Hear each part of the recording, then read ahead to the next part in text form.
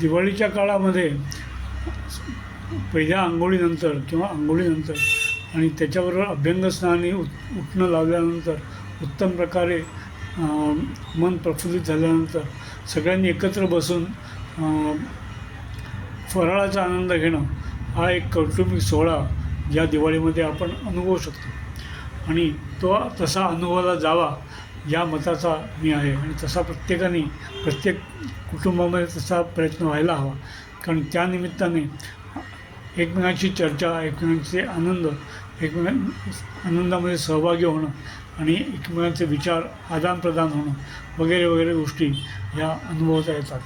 आणि त्यामुळे ज्या दिवाळीचे पदार्थ हे जसे वैशिष्ट्य आहे तसं दिवाळीचा हा महोत्सव हाही वैशिष्ट्यपूर्ण असा आहे. या काळामध्ये नवीन धान्य आलेलं असतं, पण हे नवीन धान्य जे आहे हे नवीन धान्य काही लगेच वापरामध्ये आणायचं नसतं.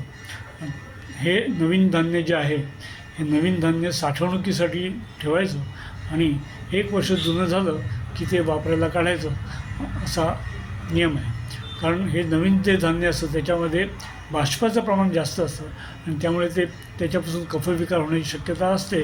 त्यामुळे हे जे नवीन आलेलं धान्य आहे, नवीन आलेले तांदूळ असो किंवा वरी असो किंवा पावसाळ्यातले जे खरीप हंगामातले जे पदार्थ आहेत म्हणजे धान्य आहेत त्यांचा विचार हा 1 वर्षाने वापरण्यासाठी असा तो करायचा असतो.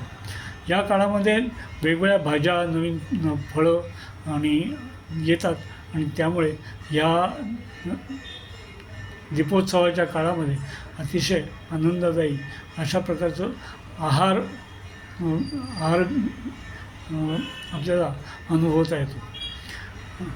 त्यामुळे याचा विचार केवळ आनंद, उत्साह याच दृष्टीने न करता त्याचा विचार हा आरोग्यासाठीच केलेला आहे. ही सगळी जी परंपरा आहे ही आरोग्याच्या दृष्टीने कोणातूनच बांधलेली आहे हे आपण लक्षात घ्यायला हवं.